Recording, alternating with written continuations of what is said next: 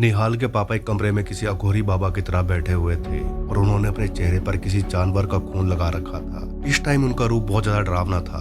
ये देखकर सभी घर वाले बहुत ज्यादा डर जाते हैं। इसके बाद क्या हुआ जानेंगे आगे कहानी में, लेकिन कहानी में आगे बढ़ने से पहले हर बार की तरह अपने ईष्ट को याद जरूर कर लें, क्योंकि ये बुरी बलाएं होली पर हर जगह होती हैं। तो चलिए शुरू करते हैं आज की कहानी।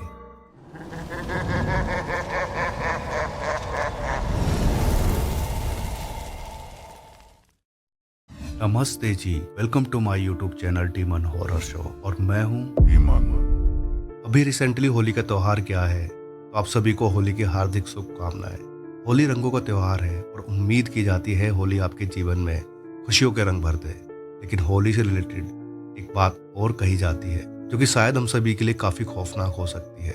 कहा जाता है होली के आसपास बुरी शक्तियाँ काफी एक्टिव हो जाती हैं और टोना टोटका करने वाले लोग इन दिनों में जादू टोना करते हैं और इसके शिकार कुछ मासूम लोग हो जाते हैं। आज की कहानी में भी कुछ ऐसा ही हुआ था। कहानी बहुत ही डरावनी होने वाली है। इसको पूरा जरूर देखें तो हेडफोन लगाइए और मजा लीजिए आज की कहानी का।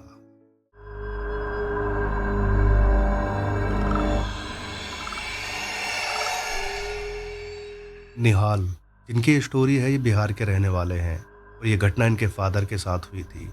होली को लेकर वैसे तो हर जगह काफी उत्साह रहता है, कुछ ऐसा ही उत्साह निहाल और उनकी फैमिली में भी था।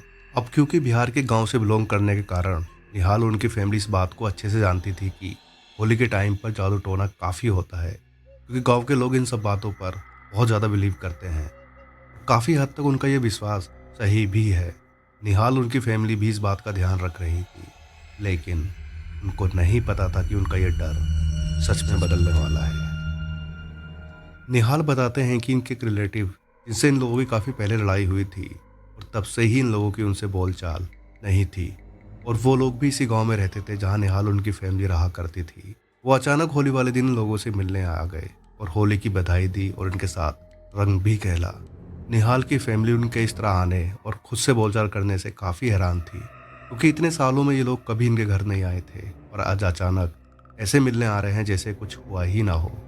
खैर, ये लोग भी सारे गिले शिकवे बुलाकर इन लोगों का अच्छे से वेलकम करते हैं, लेकिन ये लोग उनके अंदर की क्या मंशा थी इन सबके पीछे नहीं समझ पाए, और जिसका डर था वही हुआ। ऐसा क्या हुआ था इन लोगों के साथ आगे पता चलने वाला है। निहाल कहते हैं कि होली तो धूमधाम से बन गई थी, लेकिन इसके कुछ दिन बाद इनके पापा का नेचर काफ़ी चेंज हो गया था और अब वो किसी से बात नहीं करते थे, बस अपने आप में ही चुपचाप खोए रहते थे। घर के सभी लोगों ने उनसे पूछा कि आखिर क्या वजह है तो आप किसी से बात नहीं करते हो, बस अपने आप में ही खोए रहते हो, कोई टेंशन या परेशानी है क्या? मगर उन्होंने कहा कोई परेशानी नहीं है और मैं एकदम ठीक हूँ, और ये बात यहीं ख़त्म हो जाती है। एक रात की बात है, निहाल की माँ जब रात को पानी पीने के लिए उठी तो बाहर आंगन से किसी कुछ बड़बड़ाने की आवाज़ आ रही थी। जब वो आंगन की तरफ आई तो देखा जानवरों की चौपाल के पास निहाल के पापा खड़े हैं और वो ऊपर आसमान की तरफ देखते हुए बड़बड़ाए जा रहे थे।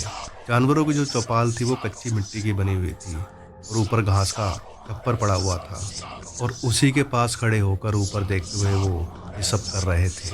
निहाल की माँ ये नज़ारा देखकर चौंक गई। वो डरते हुए उसी तरफ जाने लगी जहाँ निहाल के पापा खड़े थे, और जब वो नज़दीक पहुंची और निहाल के पापा को आवाज़ लगाई, उनके होश उड़ गए। उन्हें अपनी आंखों पर यकीन नहीं हो रहा था जो कुछ उन्होंने वहां पर देखा, और जब निहाल के पापा ने मुड़कर इनकी तरफ देखा तो उनकी आंखें ऊपर की तरफ चढ़ी हुई थी और पूरी आंखें एकदम सफ़ेद पुतलियाँ गायब थी। ये देखते ही निहाल की माँ वहां से भागकर अंदर आ जाती है। उनकी डर से हालत ख़राब हो गई थी, क्योंकि जो कुछ उन्होंने वहाँ देखा उससे वो कह सकती थी कि निहाल के पापा नहीं थे, बल्कि उनके अंदर कोई शैतानी साया था। लेकिन तभी निहाल के पापा उस तरफ आ गए जहाँ उनकी माँ थी। अब ये देखकर निहाल की माँ बहुत ज़्यादा डर जाती है। डर से उनकी आवाज़ बंद हो गई थी। निहाल के पापा उन्हें थोड़ी देर तक घूर कर देखते रहे और फिर वहाँ से चले गए। निहाल की माँ के लिए रात बहुत ही भयानक गुजरी। नेक्स्ट डे उन्होंने सभी को इन सब के बारे में बताया, जिसे सुनकर हर कोई दंग रह गया। इस घटना के बाद निहाल के पापा की इस तरह की हरकतें और ज़्यादा बढ़ती गईं। घर वालों को समझ नहीं आ रहा था कि आखिर ये सब उनके साथ क्यों हो रहा है। एक दिन तो निहाल के पापा अपने कमरे में ऐसे बैठे हुए थे जैसे कोई गौरी बाबा बैठते हैं, और वो जोर जोर से हंस रहे थे। उनको इस हालत में देखकर सभी लोग हैरान हो गए। सभी की आंखें डर से फटी की फटी रह गईं। निहाल के पापा ने अपने चेहरे पर खून लगाया हुआ था जो कि उनके पूरे चेहरे पर फैला हुआ था और इस टाइम उनका ये रूप बहुत ही भयानक लग रहा था। लेकिन हैरानी की बात तो ये थी कि आखिर ये खून किस चीज़ का था। इतने में निहाल के पापा तेते चीखने लगे कि मारोगे तुम सब लोग, सबसे पहले मैं इसको ले जाऊंगा। ये नज़ारा देखने के बाद वहाँ रुकने की हिम्मत किसी में नहीं थी। बाद में इन लोगों ने देखा कि इनके घर के पास एक गिलहरी मरी पड़ी है और इस गिलहरी की गर्दन कटी पड़ी थी।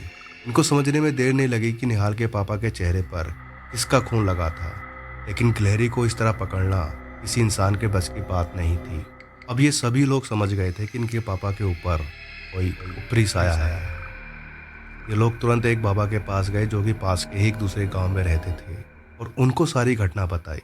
वो बाबा इन लोगों के घर आए और पूरे घर का जायजा लिया, लेकिन वो बाबा एक जगह जाकर रुक गए और घर वालों को बोला, इस जगह देखो तुम्हें कोई सामान मिलेगा। जब इस जगह देखा गया तो वाकई में वहाँ एक लाल रंग की पोटली मिली। इसे देखकर किसी को भी अपनी आंखों पर विश्वास नहीं हुआ। सभी के मन में यही सवाल था कि आखिर ये पोटली आई कहाँ से है, इसमें क्या है। और जब उस पोटली को खोला गया तो उसमें कुछ गंदी चीजें थी जिसको निहाल कहते हैं कि बताया नहीं जा सकता। पापा ने उस पोटली को गांव के पास के एक तालाब में बहा दिया और घर आकर पापा के ऊपर कुछ मंत्र पड़े जिससे पापा शांत हो गए, क्योंकि उससे पहले पापा ने काफ़ी आतंक मचा रखा था। तब बाबा ने बताया कि आपके घर पर जादू टोना किया गया था, वो भी होली वाले दिन, और ये काम आपके ही रिश्तेदारों ने किया था। इन लोगों को समझने में देर नहीं लगी कि ये किसने किया है। इसके बाद कई दिन तक बाबा ने इनके यहाँ आकर पूजा की और फिर धीरे धीरे इनके घर के हालात नॉर्मल हो गए। इसलिए कहा जाता है हम सबको होली के आसपास काफ़ी सावधानी बरतने की ज़रूरत होती है। आप लोगों का क्या मानना है? क्या वाकई में होली पर इस तरह की घटनाएं होती हैं? कमेंट करके ज़रूर बताओ। और आज की कहानी कैसी लगी वो भी ज़रूर बताओ। अगर ये कहानी आपको अच्छी लगी है तो उसको लाइक शेयर कमेंट जरूर करें। अपनी फैमिली एंड फ्रेंड के साथ ज़्यादा शेयर करें। अगर आप लोग भी अपनी कोई कहानी शेयर करना चाहते हैं तो हमारी दिए गए इंस्टा आईडी के लिंक, ईमेल आईडी के लिंक पर शेयर कर सकते हैं। इस तरह की और कहानी सुनने के लिए मेरे चैनल को सब्सक्राइब कर लें, क्योंकि मैं इस तरह की बेहद रोमांचक, सच्ची और डरावनी घटनाएं आप लोगों के सामने लेकर आता रहूँगा। मिलते हैं नेक्स्ट वीडियो में, तब तक अपना ध्यान रखें। धन्यवाद।